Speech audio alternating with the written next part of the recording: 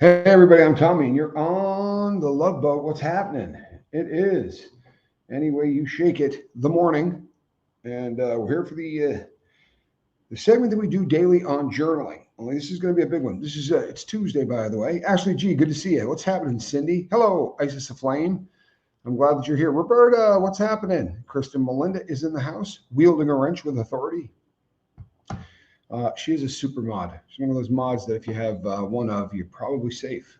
Woman does unbelievable things with a wrench. Good morning, Roberta. I'm glad you're here. Cindy G, glad you are here. We're going to talk about fear. Last night I touched a little bit about this when we talked about the shooting in New York. But this is going to be one of those what do you do about it kind of a deal, as opposed to just identifying this stuff. We're going to talk about how that journal of yours can actually make fear manageable. Ashley G is here. Glad you're here. Hello, Jane Aldrich. Patazzi, good to see you. 1 second, just in case my computer goes wonky. It didn't. Good. It wants me to do an update every morning at this time. It tries to get me to do it. Sometimes when you touch it, it takes you to a whole other page so you can schedule when that's going to be. I don't update computers. Every time I do that, it seems like something bad happens. I have a fear, you see, of what happens when I touch my computer, because I'm not a computer guy at all. It is one of those fears I actually wrestle with. Have you ever had a fear, something that was gripping you so much that you couldn't even identify it? Like you couldn't put words to exactly what it is that you're afraid of? I mean, you'll know the category or whatever, but one of the reasons that I talk so much about getting stuff out of your head is because when something parks inside your dome, we give it a power that is irrational. There are fears and there are phobias. They come in different shapes and sizes. Fear of spiders. I'm terrified of spiders. And I remember telling my ex-girlfriend that. I said, I'm absolutely terrified of spiders. And then we found one as we were moving her into her new house. And it wasn't the kind you could put a saddle on or anything. It wasn't a big spider. But I immediately grabbed cloth and went over and killed this thing. And her response was, you're not afraid of spiders. If you were afraid of spiders, you couldn't have done what you just did. Monk, monk, monk, monk, monk, monk, monk. Hello, Lindy. Sandra Harris, good to have you here. I'm deathly afraid of spiders. But to me, if the thing is alive and running around, I have way more to fear than if I can eliminate the problem. If I crush that thing against the wall, might not be nice if you're an animal lover or whatever, but I don't have the capacity to gently pick that thing up and take it outside, because it's going to try to crawl all over me while that's happening. Not going to happen. But I think there's a lot of things in life that way, right? There are a lot of fears that if we took the time to attack, we could eliminate that fear quickly versus giving that fear irrational power. Seeing a shooting take place where a person seems to just randomly go in and target people and start trying to eliminate them from Earth. That's the kind of thing that can cause a fear that, any way you look at it, folks, we all know that the odds that we're going to be one of the people who are at that shooting is pretty slim. I mean, it's like winning the lottery kind of slim, or losing, right? You wouldn't be winning the lottery, but you understand what I'm saying. You're talking about one in tens of millions of chances. But do you know how many people aren't going to leave their house today because of that particular fear? So our question becomes, how do you cope with fear? Because we all have it. If you procrastinate, this is a dead example. This is an absolute proof of fear. We put things off because we're afraid to attack that which we need to take care of.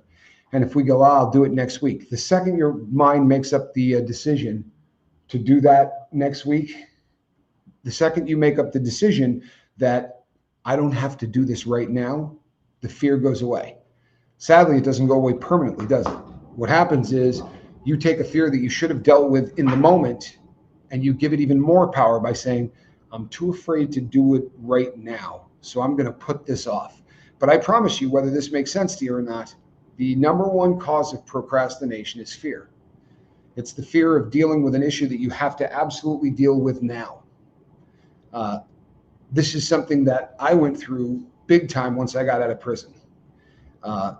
And it's something that Q, my mentor, has been going through. The whole time I've known Q, his dream has been to have an opportunity to get his case heard before the highest court in the land, to get his case to where somebody could take a look at it and say, yeah, this probably never should have been a federal offense. This probably should have just been handled by the state.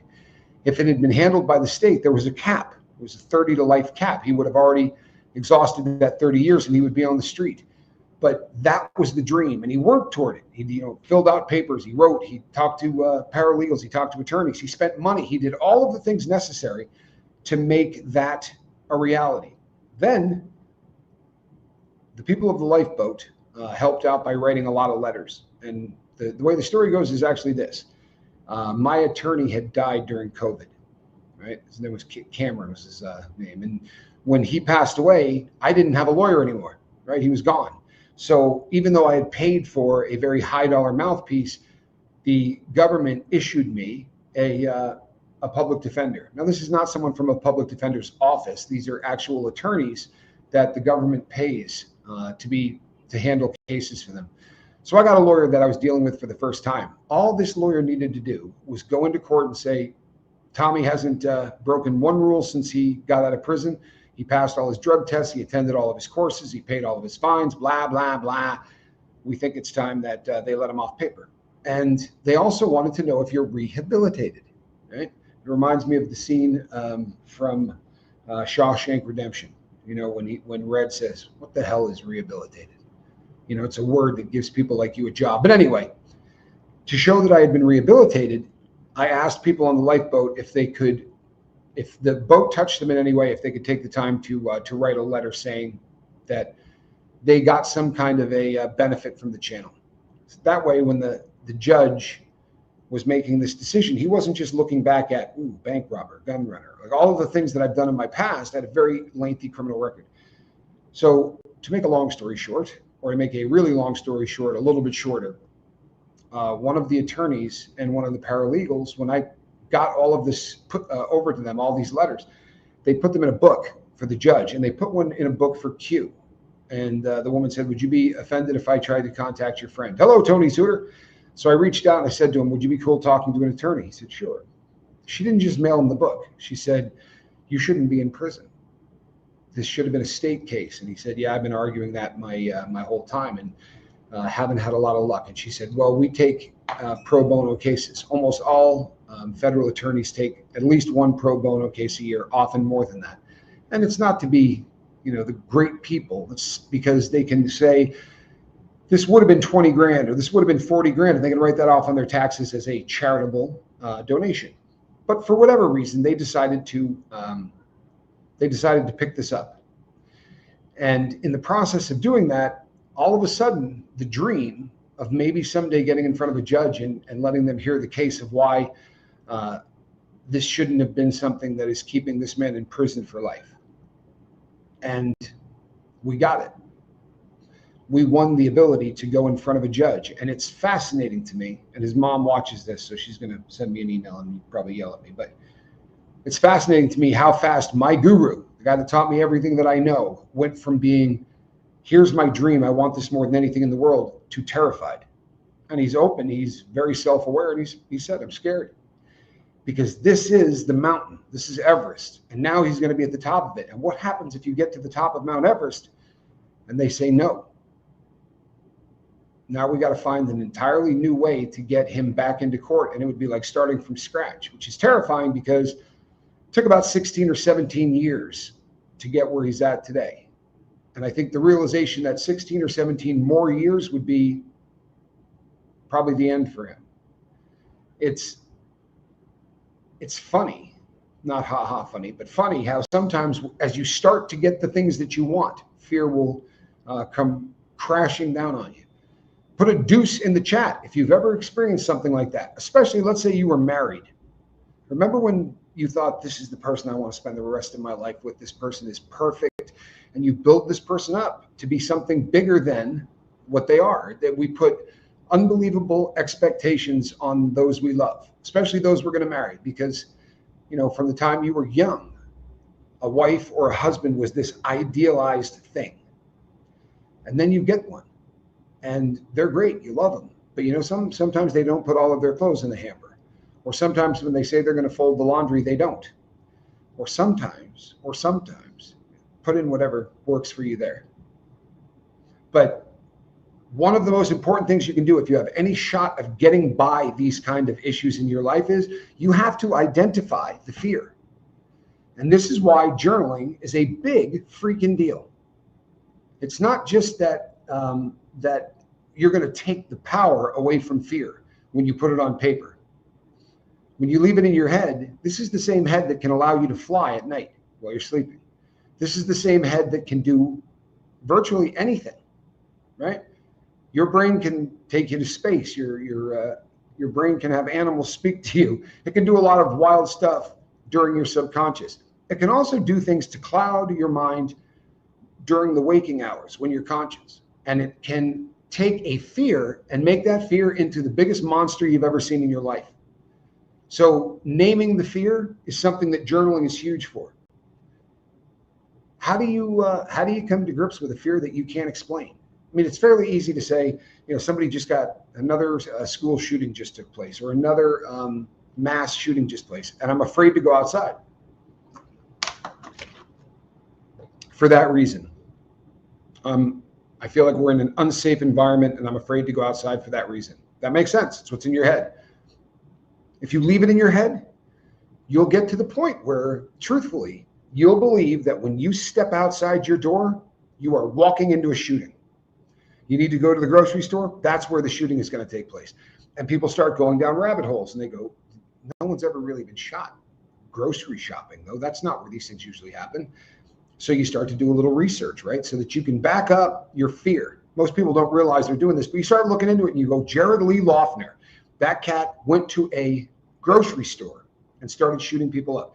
There have been many, it's hard to find someplace, especially in the United States of America these days, where there hasn't been a shooting event, where somebody went and just, for what seems to be no apparent reason, starts to fire into the crowd and kill perfect strangers. Now we begin to give that fear way more power than it deserves. If you think about it logically, yeah, there are going to be X number of people who are going to die this year in shootings. There'll be more lottery winners this year than there will be people shot. When you buy a lottery ticket, you hope you're going to win. Carolina, Canada, good to see you, but you're not gonna. You know that the odds are 1 in 400 million, to 1 or something. Really astronomical odds. But you might buy that lottery ticket anyway. But that's based in not fear, but in hope, right? Hope abounds. Everybody thinks when I'm buying it, if I win this thing, I'm quitting my job, I'm going to help my family, I'm going to do this. 1 in 400 million, 1 in 600 million.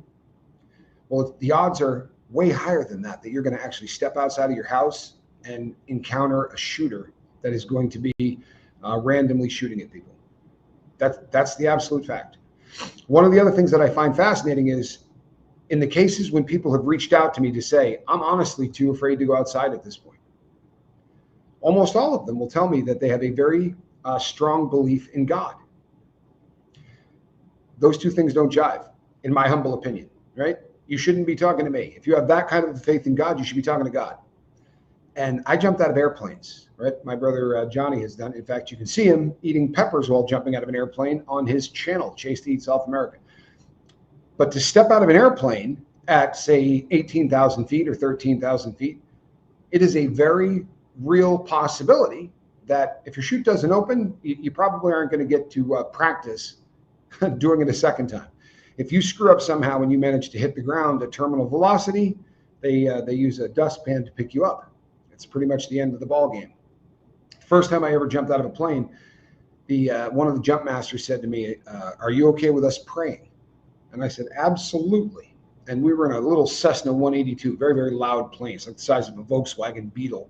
And there was a bunch of people in it, 2 jump masters, myself, a pilot. So it was like 4 or 5 people in this plane. And he said, "All right, bow your heads." And I put my head down and he said, "God, let this be the most fun that I have ever had in my life, or I'll see you in 2 minutes. Now, everybody kind of giggled. But if you have faith in something, if you truthfully have that faith, then that would be my prayer all the time. When I leave the house, I hope that I have a great day. If I don't, I'll see you shortly. Some people aren't going to have that faith. But let me make you a promise. If you leave that fear inside and you don't name it, You will give it powers that you can't compete with, because the powers that you give it will be supernatural. It'll be bigger than life. Now, you say, I don't have to name it, Tommy. I'm afraid of going outside because somebody's going to, that there's a chance I'm going to get shot. It's not what I'm talking about. To name it, to actually write down, this is what I'm afraid of. From here to here, takes it from from emotional to logical. And then you start to write things down like, why am I afraid of this? This is huge, because I'm telling you right now that the power in journaling is the power to knock out any kind of fear, rational or otherwise. Neuroscience sort of backs this up. And the crazy thing, folks, is that, and I'm not joking, when I started reading about this, when I started researching this kind of stuff, they weren't backing this stuff up with neuroscience. These were some theories that some people had, and I thought they were relatively cool. But now we know that the reason it is such a solid thing to sit down and journal is exactly what I've been saying. You're going to force the executive functions of your brain to kick in. And I promise you, if your fear is irrational, then the rational part of your brain isn't going to let it work right. If you leave it inside your head, it will remain irrational. Doesn't mean that it's not legitimate, but we make it into this four-headed monster. And what scares me about shootings like this is because so many people reach out to me and say, they suffer from agoraphobia at one degree or another, some way more than others. But agoraphobia, the fear of going outside, is a reality for a lot of people. And the internet has allowed people to become shut-ins in a way that we never had to worry about in the past. In the 50s and 60s, it would have been a lot harder to get your food delivered, to get your groceries delivered. Dinner, dog food, cat food, anything you want, you can get now without leaving your house. And I am working with people, several of them, who have been in their house, in some cases 6 and 7 years without leaving. That's not a quality of life that you were designed as a human being to have. When they talk about the hierarchy of needs, you have to have shelter, you have to have food, you have to have water, right? You also have to have connection. You do. It is a basic human need. More people die at home in the bathroom than anywhere else except maybe the hospital. It's a fact. It's a fact. And you're probably not going to skip using the toilet, right? It seems irrational to fear our bathroom, although you're more likely to die there than you are in a shooting outside the house. You'll go outside not fearing that you're going to die of a drug overdose, right? Because you have a relative level of control over that. You can say, even if somebody comes at me with that stuff, if I just say no, if I don't do the substance, then I don't have to worry about a drug overdose. Although it's the #1 cause of death in America, you should be more afraid of that than you are of a car accident, statistically speaking. But you have some measure of control. And the fear that will destroy you is the fear that you don't have any control over. Does it make sense?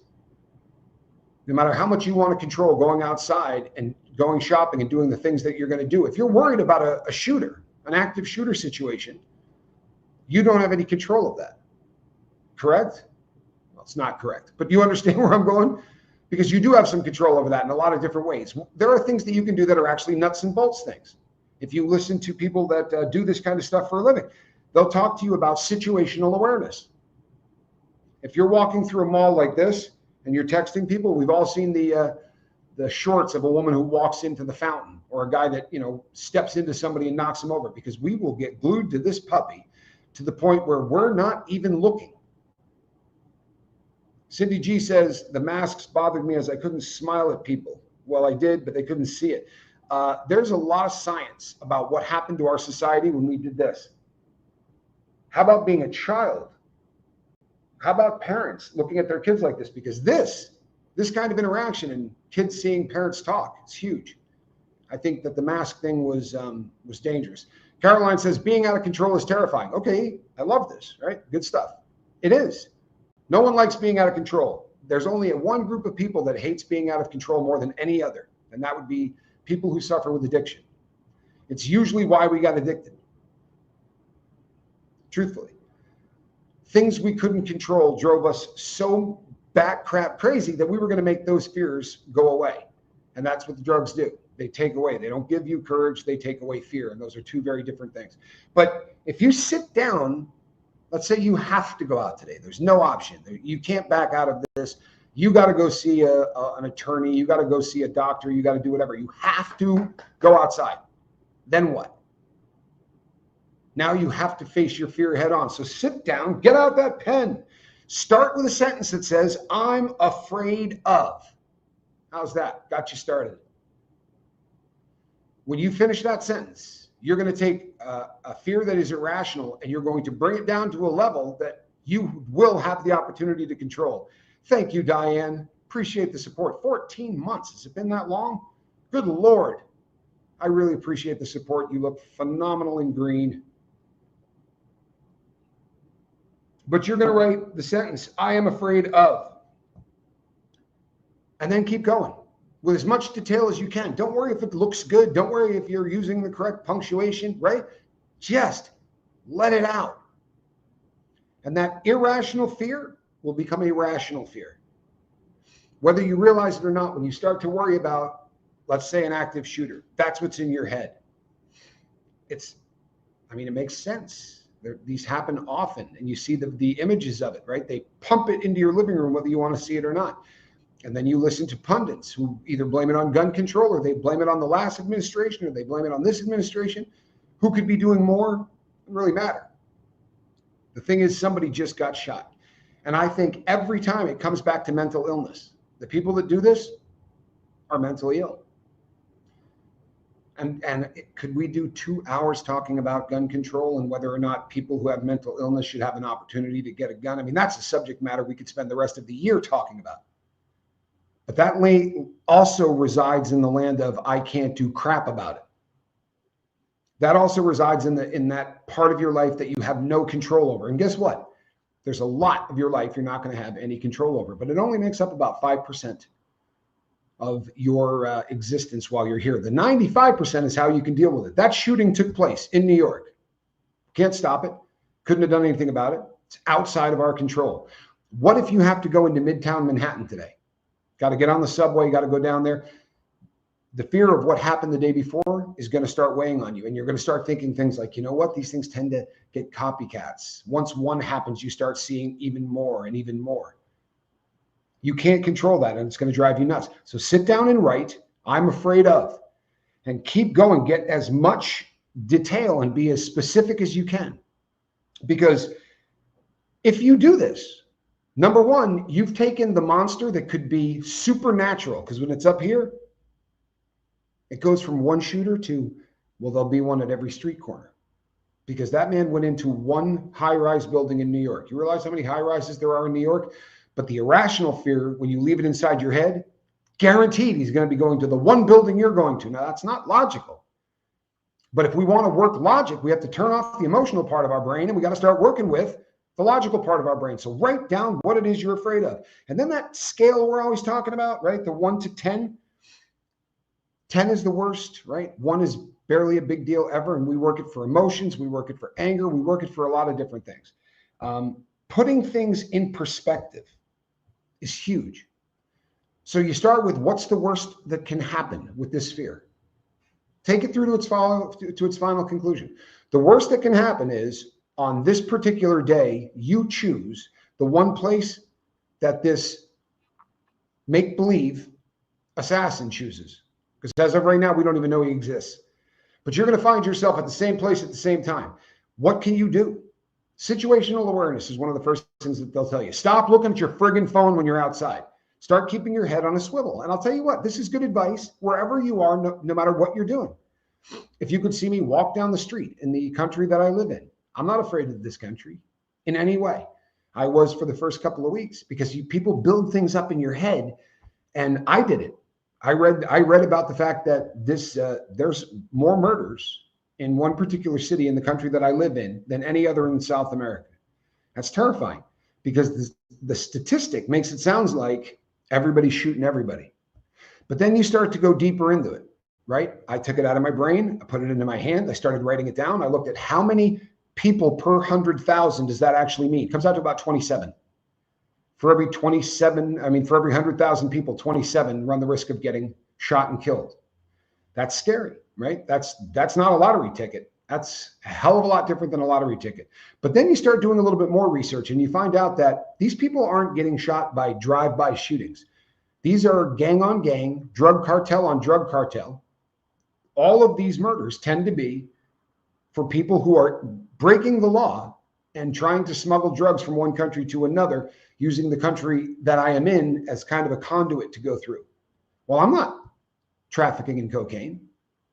I'm not a gang member. I'm never going to be on a path that is used to smuggle cocaine. And as you start writing this stuff out, right, it gets a whole lot less scary.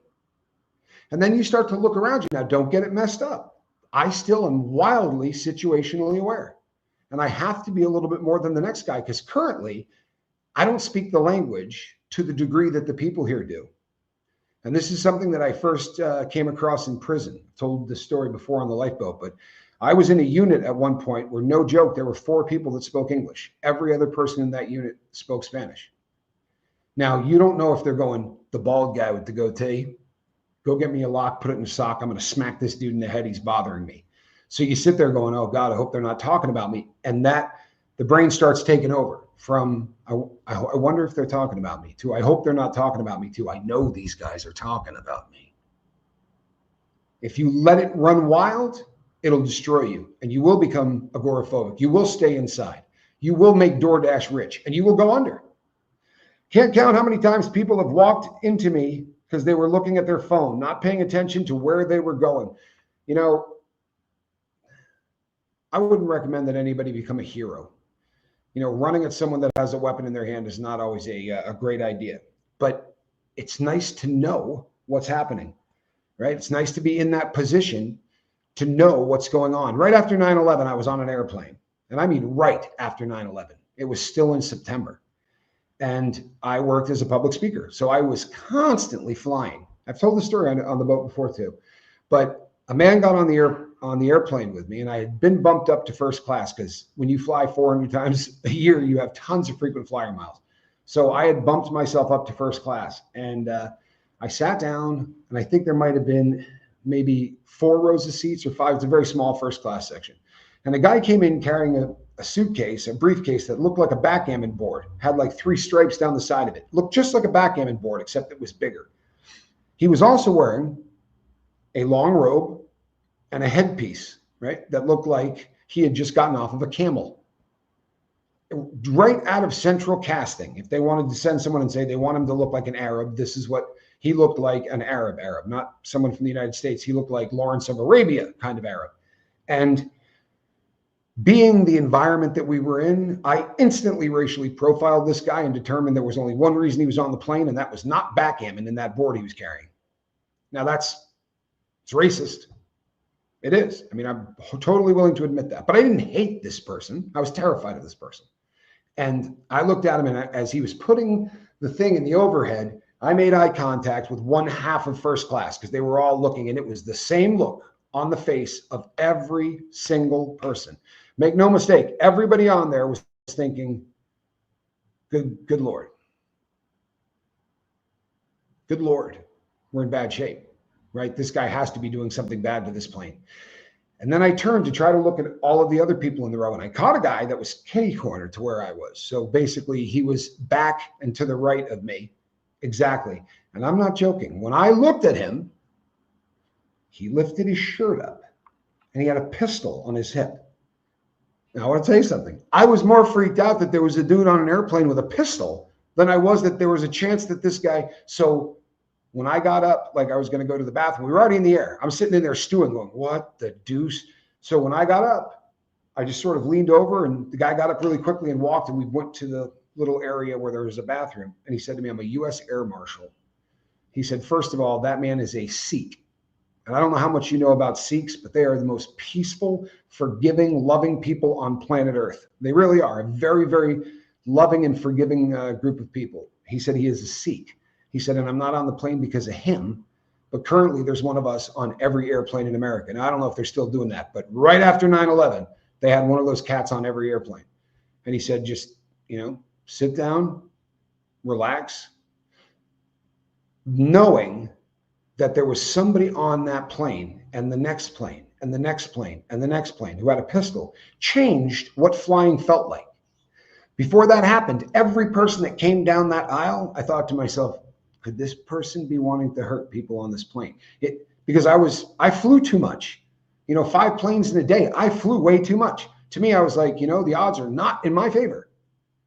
Most people might fly once a year. I flew 3 times a week. Had I been journaling at that point in my life, that would have been a huge thing, but I lived in the land of fear. I lived with that inside my head, and it created bigger things. This man was Arab. Ipso facto, the plane was in danger. Now, those are really illogical things. If I had sit down and written it out, I would have written something along the lines of, there's a really big difference between, a lunatic fundamentalist and then people who just happen to be Arab. But I didn't journal at the time, right? Ashley says there are always 2 when they are on a plane. That very well may be the case. I have no idea. But what I do know is after 9/11, I had an irrational fear.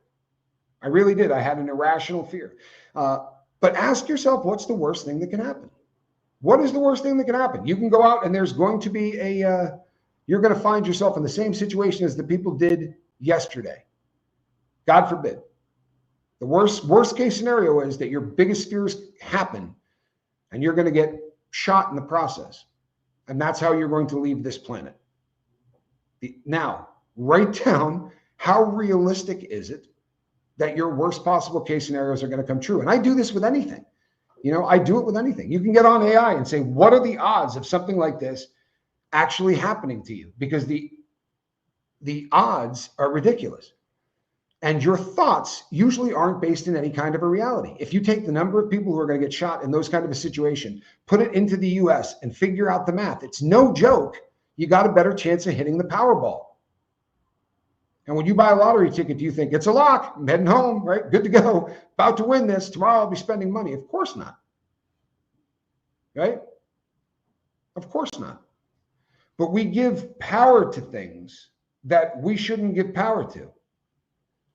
And I'm going with the biggest fears on earth, right? As an example, these are the silly extremes, because more often than not, the fears that we have are so minor, but we give it the exact same authority that we would to the fear of somebody shooting me in a public place. You have to ask yourself questions like, has this ever happened to me before? It's amazing how often people say blanket statements. One of the ones that I pick on people for all the time, because we hear it more often than anything, is when people go, well, guys like this, or women don't like it when you do this, this, or this. I'm not a woman. What the hell? How can I make that statement? And from one woman to the next woman but we make blanket statements and they become such a part of who we are. Like I'm fond of saying words mean things. You can program yourself by saying the same thing over and over and over again. I promise you can. If you continue to talk yourself into the fact that if I leave my house, I'm going to end up in a situation like what happened in New York, you will convince yourself of that being a fact. You will. Ashley G says, the air traffic control system in this country scares me. And you know what? I completely understand that. So write that out. What are you afraid of? I'm afraid that the air control system in this country isn't solid enough. Then start doing a little research and you say, how many airplanes take off and land every day in the US? If you just do how many airplanes take off and land every day in Chicago O'Hare, the number of takeoffs and landings would blow your mind. And one of the things you have to realize is that we only highlight tragedy. When's the last time you wrote in your journal, hey, you know what? There was no public shooters today, no airplane crashes, right? The air traffic controlling system worked beautifully today. No problem with any aircraft anywhere in the US. You don't write that down. You don't think about it. The only time you think about it is when the exact opposite happens. And then you will take something that might happen once every year, once every 2 years, once every 4 years. And I know that we had a bit of an epidemic where planes were bumping and there was a lot of stuff going on. But they always say it is the safest way to travel. And the reason that they say that is they take the number of people who die in car crashes and they compare them to the number of people who die in plane crashes. We just don't lose a lot of planes. But when we do, it's not a fender bender. When we lose a plane, it's horrific. And we see it on the news and we see it as they try to put the plane back together. And what are we doing? We're doing garbage in. We're programming. We're letting that in again and again and again. And we are gluttons for punishment. If it's something that is a fear of ours, as opposed to going, oh, I'm not looking at that, and turning the channel, we lean in, right? We watch it closer. And we program ourselves. Valerie says, I fear dying, not death. Well, then what your first thing that you ought to write down is, I fear dying. Because the fear of death, if you leave it inside your dome, is going to take on characteristics that it shouldn't. Got some news for you. You almost are guaranteed that you are going to not get off this planet alive. I say almost guaranteed because it isn't a guarantee. But the likelihood is that, of course, you're going to die. It's going to happen to every one of us. The saddest thing that could happen in the human condition is if you were given 80 years of life, right? Or 100 years of life for easy math. And you spend about 25 years of that time worrying about something that you have absolutely no ability to stop, prevent, predict, change. We do this a lot. Statistically speaking, death is the second biggest fear listed of people on planet Earth. And number one would be what I'm doing, believe it or not, is public speaking. And it really isn't a fear of public speaking. It is a fear of humiliation. It's the fear of being mocked. It's the fear of having people stare at you. Cindy G says, I fear losing my mind. All of these things. Cindy G, I hate to put you on the spot, but have you ever written that sentence out in a journal? I fear losing my mind. If you have, you need to take a good deal of time and expand on that. Is it, you have to say, is there proof? Has this ever happened before? You know, what if it did happen? How did I deal with it the last time? You haven't lost your mind yet, correct?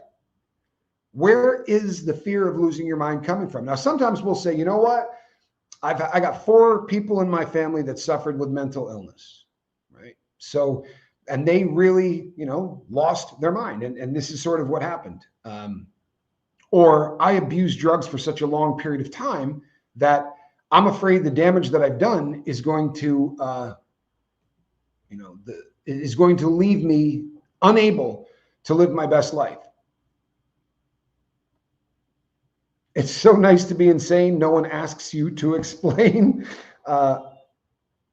Caroline says, my mind is gone already. Well, I have news for you. I'm glad that this is a subject that people brought up because I know this one firsthand. I sat in a doctor's office who told me that, by the way, he told me this in 2014. But I sat in a doctor's office and he said to me, you have cerebral infarction. There's a dead spot on your brain and it's going to grow.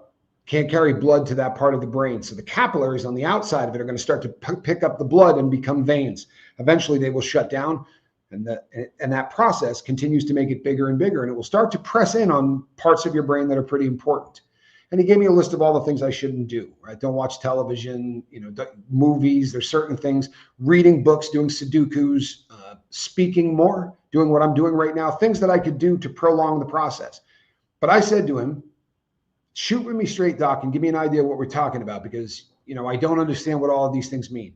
I said, so it's kind of like Alzheimer's. And he had a plastic fork. He was at his desk in his office and he had been eating stuff from the chow hall. And he had a plastic fork there. He said, no, it's not Alzheimer's. In Alzheimer's, the person will pick up this fork and say, I can't remember the name of this thing. He said, this is going to be like an early onset dementia where you will pick up this fork and go, what is this used for? It's a different kind of, and as he's explaining this to me, I said, how much time am I looking at? He said, you'll be shitting in diapers within 8 to 10 years. Well, that'll ruin your damn day. But you know what? The best thing in the world that happened after that diagnosis is I went from there to the therapist's office that I met with every week.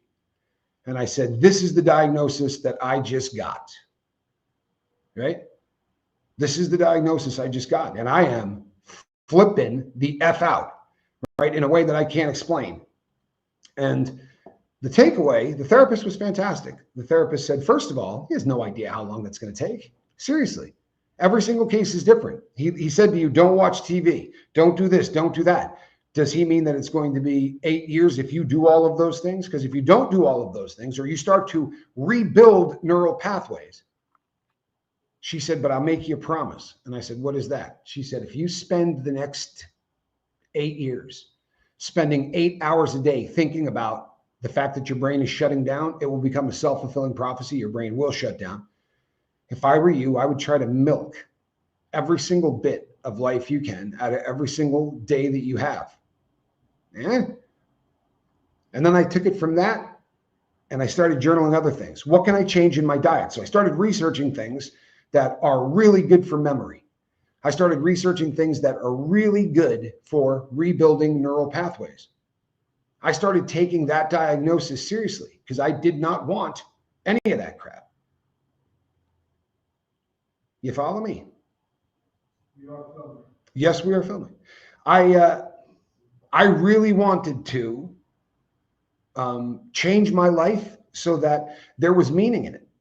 Because the truth is, I didn't do a whole lot in the first 46 years of my life I could be proud of. So if this jackwagon was right and I was looking at 8 to 10 years, I was going to try to make those 8 to 10 years mean something. Crazy thing happened. I stopped fearing it completely. It's still out there, hasn't changed. What's changed is me. I'm not giving that crap the weight that it has. I can't control it. I can't do anything to stop it. Why would I sit and concentrate on it? So I'm going to concentrate on the 95% that I can do something about. So I've got this thing that someday they're going to call chronic traumatic encephalopathy once I'm dead. Right now it's called cerebral infarction, too many shots to the head, too many concussions. Can't control that. Can't go back and put a helmet on. Can't do any of those things. I can change my diet, right? He said to me, if you are overweight, this is going to happen to you a whole lot faster. And this is what I look like when I found that out. See that Steven Seagal looking fat guy there on the in the white shirt? That is a 4X t-shirt. I was a great big fat person. Didn't take long for me to go, I'm not going to live like that. You're saying I got to lose weight, and the more weight that I lose, the better off I am? Well, guess what? I'm going to stop eating the way I was eating. I started to do fasting. You know, they call it intermittent fasting, but I would eat one meal a day. And I would go about 20 hours between meals. And the weight started to drop off, and I started working out, and I got really into yoga. And if a TV was on, I walked by it like that. I did everything in my power to not watch television, any of it. And I haven't since then. I do not turn on a television set.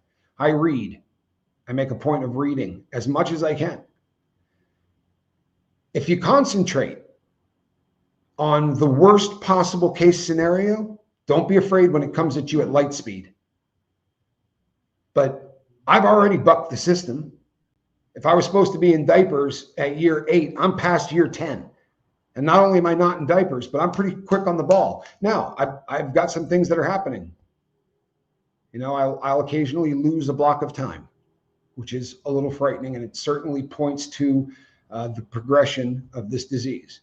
I also occasionally will hear things that didn't happen. That's also a bit of a progression of this.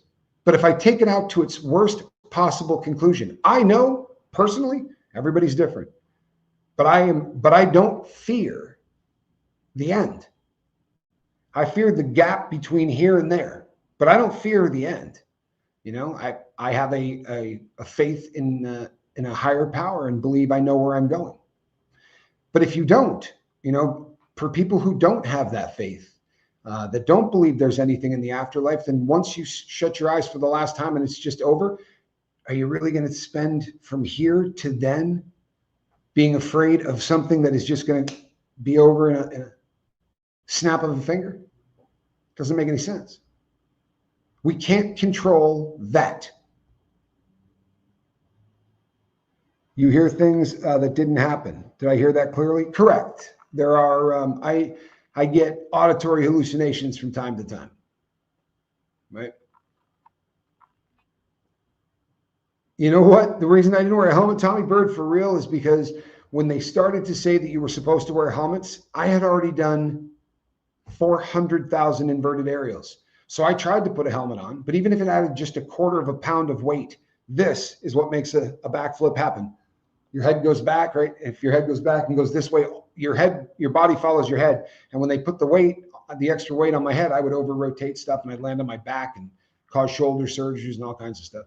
But to keep from blowing out your arms, they used to train you to cross your arms like this if you were going to over rotate. And then when you would hit the snow, your head would come back and hit, and the brain would slosh in the cerebral spinal fluid that you got in your dome, and then it would come forward and hit the front of your brain. It's called a counter-coup injury. Right? Counter-coup, whatever. But how easy would it be to sit around and go, man, I'm gonna have dementia here shortly. What's the point of even doing that? And pissing away my entire life waiting on something. Suck the marrow out of it as much as you can. Go after the life as much as you can. I think the more that something is making you fearful, the more you have to face it head on and get rid of it. You may not believe this, but I almost never think about this. I don't. When something comes up and I lose a bit of a block of time, obviously I think about it. If I hear somebody say something and I say to them, when you told me this, and they go, no, that didn't happen, man. Obviously I think about it, but I go and I sit down and I journal and I go right back to, this is frightening, not the death part, but I don't want to be an idiot. I don't want to be somebody that, and I don't mean an idiot that can't remember, but if I hear something that someone says that makes me angry, that would suck, especially if they didn't say it. There are some fears in there, but I spent my entire life running from my fear. That was my defining characteristic until I was 46. If you watch the show a lot, you're going to say, I thought lying was your defining characteristic. Trying to not feel fear, trying to not feel pain, trying to not feel any of the negative emotions caused me to do heroin. If I couldn't get heroin, any variation of the morphine molecule would do. But heroin was my drug of choice, and it took away fear. Heroin takes away emotions. It takes away fear. It takes away pain. You go, boy, that doesn't sound too bad. It also takes away love. It takes away compassion. Living is a symptom. You're damn right, Ashley G. I love that. I love that. Living is a symptom. We're all going to lose our mind. I mean, you may die sharp as a tack. Most people don't. My dad, thank God, my dad was sharp almost to the end. But by the end, he was slipping. There were sometimes he would in mid-sentence, he'd fall asleep. And then he would come to about 4 seconds later and he may finish the sentence, but be talking about a completely different subject matter. And it was painful to watch because my dad was one of the sharpest dudes you'd ever could have had a conversation with. It was very, very difficult to watch. But that's the worst I got to fear. Are we giving it way too much power? Are we building our fear into a monster that can't be overcome? Because I'm not. And I'm not tooting my own horn because I have so many different parts of my life that need a hell of a lot of work. But journaling is building a relationship, an honest, no BS relationship with yourself. And I hate to sound like this, but who has that? Seriously, do you have a relationship with yourself where you don't lie to yourself at all? Do you have a relationship with yourself where you write down every one of your fears and what those mean to you and how those are causing you to live a slightly different life than you ought to be living? Start writing. Start a relationship with you, an intimate, no lying relationship with yourself, because that's what a journal is. We could sit and talk about all of the woo-woo kind of, it's just having a relationship with yourself. And the importance of that, you could say, I meditate, Tommy, I do all that stuff. Yeah. And you leave it inside here. It doesn't hang out in the logical part of your brain. If you think it does, you need to do a little bit more reading. It's just the way it is. It was difficult to see my dad live for years with the brain of a 10-year-old. He was one of the smartest guys. It was awful. Yeah, it is, and it is really hard looking at that stuff. So, it was one of my biggest fears with my dad, and I did experience it. I definitely dealt with it to some level.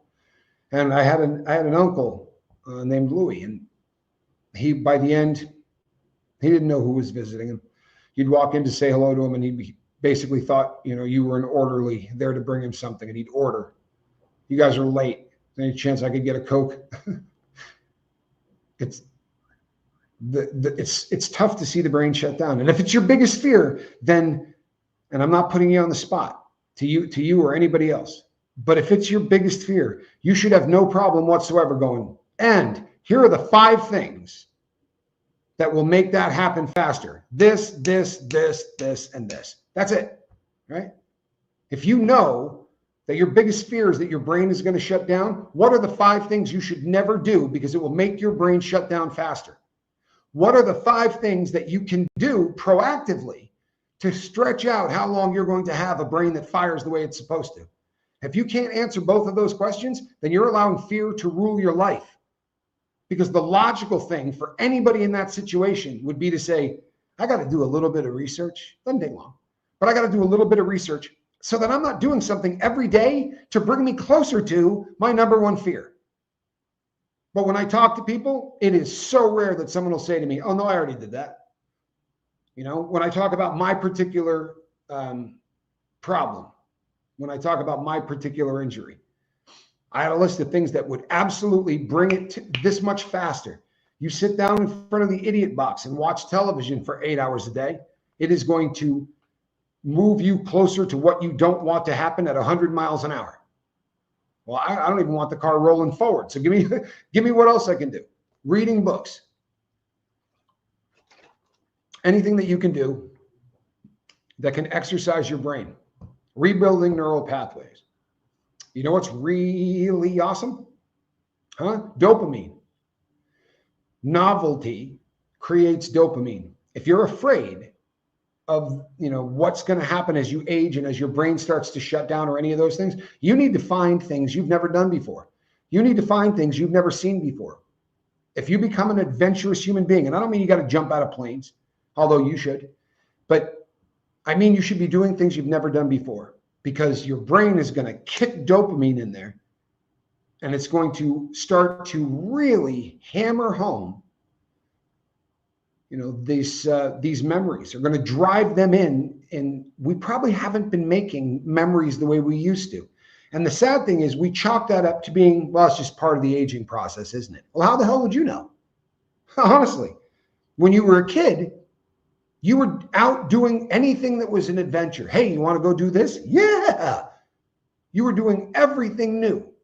Right? On a Tuesday, you were doing something you had never seen before. On a Wednesday, you were doing something you had never seen before. On Thursday, you were trying something brand new or looking at something brand new. And by the time you're in your 50s, you stop that. You're not looking at anything new. You're not trying to, hey, you want to try that? No, I tried that before. No, but this is different. Yeah, it's enough like a rave. I'm not going to that. No, no interest in that. Thanks. We kind of become those people that sit around and do nothing. And I've talked about this ad nauseum, but moving to a foreign country has really hammered this home for me. And anyone who watches The Boat knows it. I'll say, what was the name of that person? I can't think of it. And I'll tend to get it before somebody can type it in. That never happened to me. Oh, for Johnny, I mean, my brother's sharper today than I've ever seen him. I'm not joking. And it has a lot to do with the fact that every day we're getting dopamine into our system. And I'm talking about the real stuff. I'm not talking about the, hey, Johnny, I got 5 likes on my Instagram post. Not that kind. The holy crap, are those whales? Right? That kind of stuff. Seeing things and tasting things and trying things. So that'll keep you alive. But you can either be a passenger in this journey or you can take a proactive part in it. You can park your happy butt in your head and float down the river without a problem. Or you can grab a hold of the wheel. And sadly, we get to a point where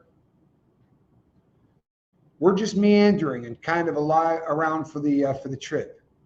I have a friend that did everything right. Only one. But I got a friend that did everything right.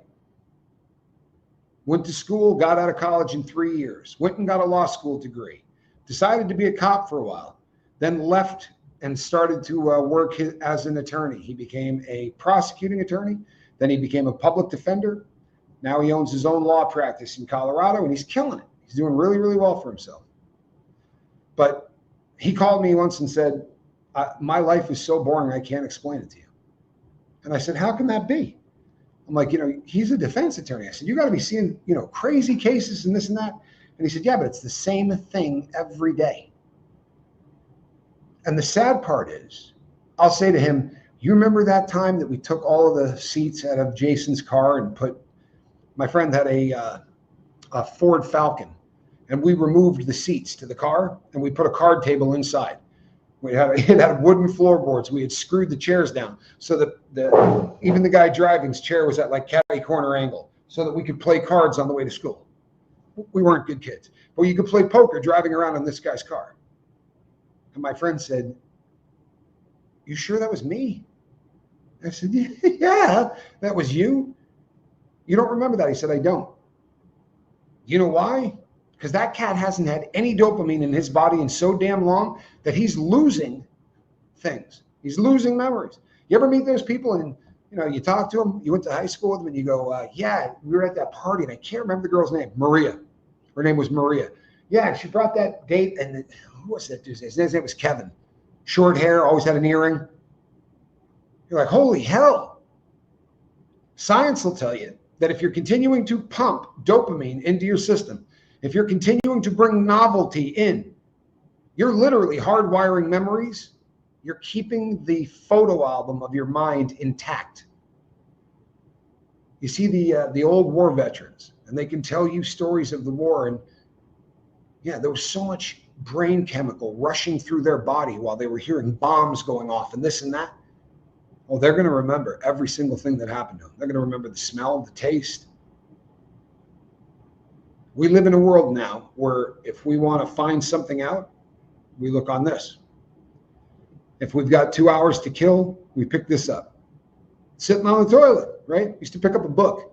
Remember the old days when there was magazines or books next to every toilet on planet Earth?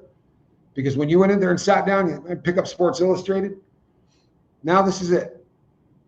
This is where we spend all of our time. And I'm telling you, this is a great device for people who are afraid, because you don't have to get out into the real world. You don't have to take that risk and put one foot in front of the other.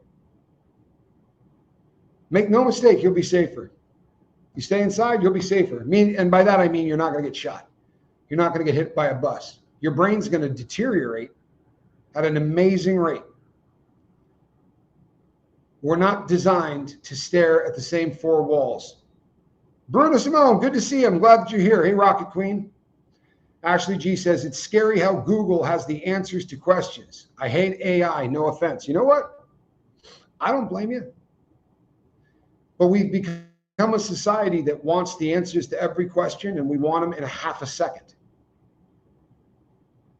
I could research the hell out of Ecuador. There's 3 other really large cities that expats tend to go in. And I've read everything that you can read about all 3 of those cities. Well, I'm a damn authority.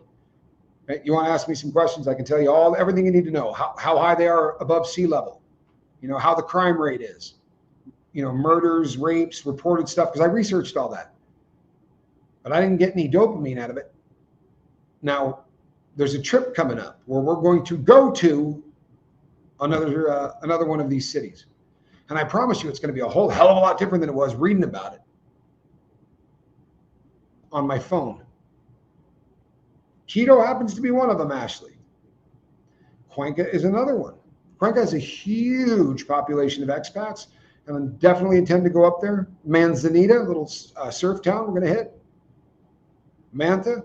And I'll tell you what, when we're done with with our immigration process, we will have a South American passport, which will give us the ability to go in and out of every country in South America without having to do visas and all of that stuff. And we're going to see all of it. We're going to see all of it.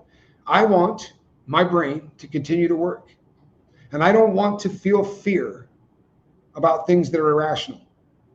It's people, and you're susceptible. I promise you are. Everyone is susceptible to allowing the people in your sphere of influence to either make you frightened or to make you adventurous. You can go either way, I promise. When I told my loved ones where I was moving, they researched Ecuador. And they didn't come back and say its nickname is the salad bowl of the earth. That would have been a good one. They didn't say this is what the annual days of sunshine. No, they came back to tell me all of the things that could hurt or kill me here. It's odd, but it had an effect. I had done all the research, and I'm researching all the other stuff, right? I mean, I looked up, how safe, any particular city was, but they had me convinced that if I went to an ATM machine, that someone was going to stab me while I was getting my money and take my cash. And there's literally zero to back that up. And the funny thing is, it will honestly start to mess with your brain. Because I'm in there looking around, and I'm not trying to sound like Billy Badass, because I'm not. But you know how often I run into somebody in this country that is bigger than I am or bigger than my brother is? It does not happen very often. We are considerably bigger than most people in this country. It's just a genetic thing. And we are, considerably bigger. We're huge. Around here, we look like NFL football players. And there's also a strange phenomenon that nobody in this country shaves their head or goes bald, ever. So, two really tall, bald guys, right, who are, I'm over 200 pounds. We stick out like Wednesday in the middle of the week, and they're not, I would say more people are afraid of us than we are afraid of them. But if you buy into the BS, I might not have ever gone out to go exploring because people had me convinced of just how dangerous it is here. Now, situational awareness is cool. I'm usually not out at 1 o'clock in the morning, usually not walking around out in the dark. Everyone is really short, and it's difficult to get clothing for tall people. Yes, it is. It's even difficult to get socks that will fit, or boxer shorts or anything like that, because most stuff is built for people that are considerably shorter than we are. Like the sheets in the hotel. Like the sheets in the hotel. We talked about that when we were staying at the hotel the first night. If you took the sheets and held them up and let the bottom of them touch the ground, the sheets didn't come a little past my chin. And I just looked at him and said, these sheets. And Johnny finished the sentence. Fit everybody in this country but you. Right? The two of us definitely stand out. I'm sure when you learn Spanish, you instantly become an expert car mechanic as well, says Tommy Bird. I'm blown away at what we've become as a society worldwide. Fear is causing people to live in a way that we never were intended to live. For real. The divorce rate is in the 60%, right? United States, the divorce rate is somewhere in the 60% range, which admittedly is pretty unhealthy. But one of the reasons for that is that back in the day, we lived in tribes. So you would come together and you would say to the people in the tribe, you know what, me and the significant other are not getting along at all, and I'm thinking about leaving her. And the guys would go, no, you're not. Talk to me. Tell me what's going on. And at the same time, we're a group of women from the tribe saying the same thing. You don't want to leave him. Everybody goes through this. This is the early growing pains of a marriage. Trust me, this is going to be frustrating. Here's what you can do that's going to cause this relationship to come back together as opposed to drifting apart. Well, there's no tribe anymore. I was on one of the first planes to take off from LAX after 9/11. My family didn't want me to go. I believe that. I got that a lot. I remember right after 9/11 happened, and I had family members that said, you can't maybe get a public speaking job where you're not traveling all around the country. I was like, it really doesn't work that way. Valerie says, is this our tribe? I'd like to believe it is. To a great extent, I'd like to believe it is. The only problem with that is that it's good that you can open up here. It really is. And there is definitely connection here in a way that is very healthy. But you need to connect with people that you can hold the hand of, right? That you can reach out and touch, that you can have a meal sitting down with. It is a super important thing to be connected where you live, to have people that know you. It is not just because it's social and it's good and it's healthy. It's essential. It really is. One of the problems with the internet is that we substitute tribes for what we're doing here. I think you need both. I think this is a great opportunity because you can come here and say things that you might not, you can come here and say things that you might not be comfortable saying in front of the 10 people who are in your tribe on the street. Because we talk about things that are embarrassing. We talk about things that show vulnerability and weakness. And we hate that as human beings. It's a start when you have forgotten how to live, says Cindy G. This is more than a start. Even if you got a tribe, this is important. Because it's going to be a long time before you're ready to say to the tribe, today was a bitch of a day. Today was a day I would have much rather have shot heroin than not shot heroin. Today is a day that I wish I was still a junkie. I don't know that you're going to be ready to drop that one in front of all of the people in your tribe. Maybe you can. If so, that's fantastic. Valerie says, I still have my high school tribe. Well, as young as you are, that makes sense. But some of us are older than dirt, Valerie. It's always amazing. I love it when people can stick with the people they've known from high school. I have one friend from high school I still talk to. Just one. You know what, though? I mean, that tribe, we were degenerate partiers then.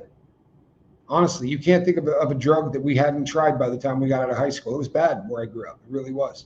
You know, guys were doing blow in high school. You know, mushrooms and acid and weed, benzos, quaaludes, anything you could get your hands on was a big thing. And most of them couldn't beat that addiction, sadly. I've had days when I wish I still drank just so I could have a drink. Then I don't have a drink and it goes away pretty quickly now. I think that's almost everybody's like that. Every time, but it's great. It's great when you can come here and say in front of this tribe, you know what, I wanted to get loaded yesterday, but I didn't get through it. Because everyone here is going to go, yes, you know, which is what happens at NA and AA meetings, which works beautifully. The difference is nobody from, there's no court forcing people to be here.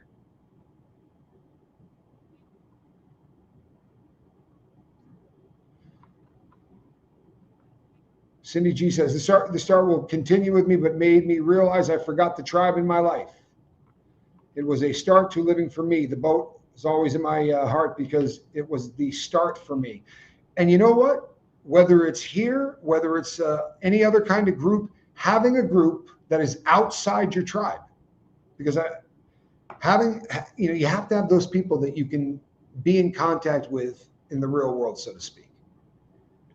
But more often than not, no matter how great a tribe that is, they're going to judge you for certain things if you bring it up. You know, your tribe doesn't want you to show weakness. More often than not, they don't. They want to get together during the good times. And you feel that, right? You get together with everyone and they're all going, hey, how you doing? Remember so-and-so? You don't want to go, hey, I'm really struggling and I want to get shit-faced. All I've been thinking about all day long is buying a fifth. You know, I really, really am trying not to get high. Everyone there is like, yeah, and you see that on the face. Doesn't take too many of those, God help us, she's talking about drugs again, looks until you just go, I'm not going to do this. I'm not going to show vulnerability anymore. Reimagining social media was the goal here. So listen, to bring this all back, if you're feeling fear, get to your journal and start as simply as writing down, I'm afraid of, and then as you continue to write, you can say why you're afraid of that. Is that fear based in logic? Where's the proof that it's based in logic? Because if you come there and say, you know, I'm afraid my fiance hates me, right? I'm afraid that my fiance hates me. Okay, where's the proof? Well, she hasn't been as nice as she was. That's not proof, right? Proof would be, you know, I found a letter and the letter said that she thinks this is over and that I'm not the person she thought I was, right? But if you go to write where the proof is and it's, I have a feeling, that's not proof. Carry it through to its final conclusion. So maybe she's not the one. And if she's not, then what? Your world ends? If you carry anything you're afraid of to its final conclusion, it loses a hell of a lot of the power. Does that make sense? I'm afraid I'm going to lose my job. Okay, so write about it. Job's gone. Now what? You dead? Huh? Did you lose your kids? You'd have to go get another job. Yeah, but Tommy, I've been working there for 10 years. Good, you got a hell of a resume. You know how easy it is to get a job if you can show on a resume that you stayed 10 years at the last place? In the world we live in today, where the average person doesn't make a year and a half on a job, you show up with a resume that says you did a decade working for one company, you got a resume. Carry it through to its worst case conclusion, final conclusion, and you'll go, yeah, it wouldn't be the end of the world even if that did happen. Now you've stolen the power from the fear. Yeah, I lose my house and my car. What's going to happen? You're going to start over. I got news for you folks. I've made a fortune and lost it, and then made a fortune and lost it, then made a fortune and lost it. Done it a lot in my life. This is the only time in my life I have not feared money. I don't fear money. And I know most of you are going, yeah, because you moved to a place where, the exchange rate. Before I left the United States, I also wasn't fearing for money. I lived in prison on, a paycheck of $40 a month. I've lived with nothing. I've had every single possession that meant anything to me taken from me. And you know what? Didn't kill me. In fact, I grew more in that period of time than I've ever grown as a human being in my life. If I lost everything today, I just started to rebuild. And you learn things along the way. I could be just as happy in a tent as I could be in a penthouse. Once you start actually getting to a point where your happiness comes from within, not from the external, then all of these things that we build into these huge fears lose their teeth. They no longer mean squat. Take it through to its final conclusion. Your fear is that your fiance or your wife is cheating on you. Okay, what if she is? First of all, where's the proof? Right, we go down that whole thing. Is this rational? Where's the proof? What made me think this? Journaling is your best friend, right? Journaling will bring that out. You'll realize if what you're writing is irrational. But if you can't tell whether or not it's real or not real, then what? Okay, so she walks out of your life. Is that it? You're going to go skydiving without a parachute? Of course not. Sounds so cliche. It really does. But no one's ever going to love you more than you love yourself. You set the bar for how you're going to be treated by every person you meet. No one will love you more than you love yourself. Raise the bar. Learn to love yourself in a legit way. And that's hard for most of us because we've had so many good reasons not to love ourselves. Take it from me. Right? Three prison terms later, and I love me. There are days I'm bad at it, but across the board, I love me. And I love me more today than I ever have. And not because I've got the ohms down to a science, but because I've structured my life in such a way that there's a balance. I do an awful lot just for me. Working out, going out to eat, hanging out with people that I love. All of that is structured just for me. But I got a whole wing of my life that is structured with the goal of trying to help others. And that gets me really cool brain chemicals. And it makes me feel like I am using the stupid things I did in my life as a resume to do good things in my life. That's life-changing. That's life-changing. Guess where all of these lovely epiphanies come from?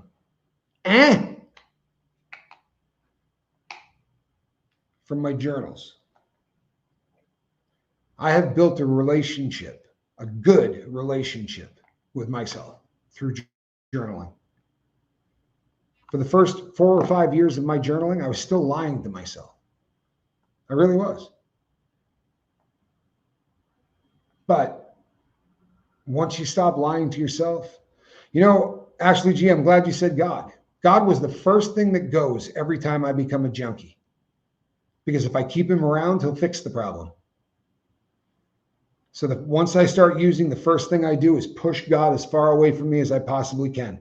I won't go to church. I won't talk to anybody I know who's a believer, because those people can get me off of the drug.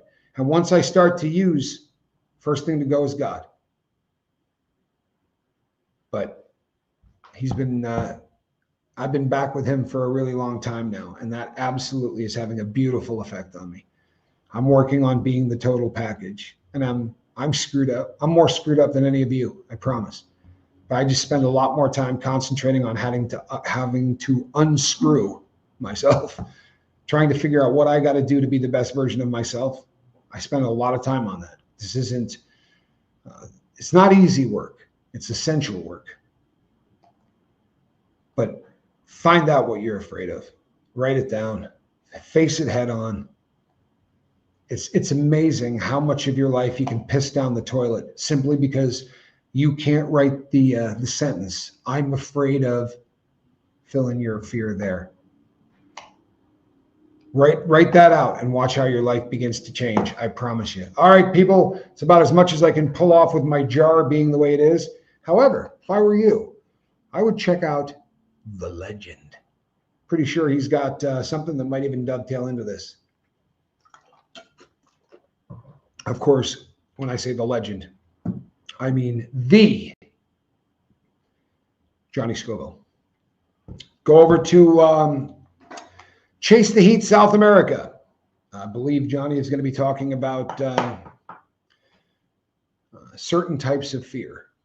A little different than what I was talking about, but he actually inspired me to do this show. So it's been cool, kind of firing off each other, which is a beautiful thing.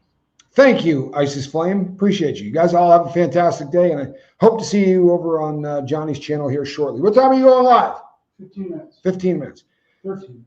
13 minutes on Chase the Heat. I'll be in the chat. Hope to see you there. God bless everybody between now and the next time I see you. Put a little love in your heart. Bye-bye.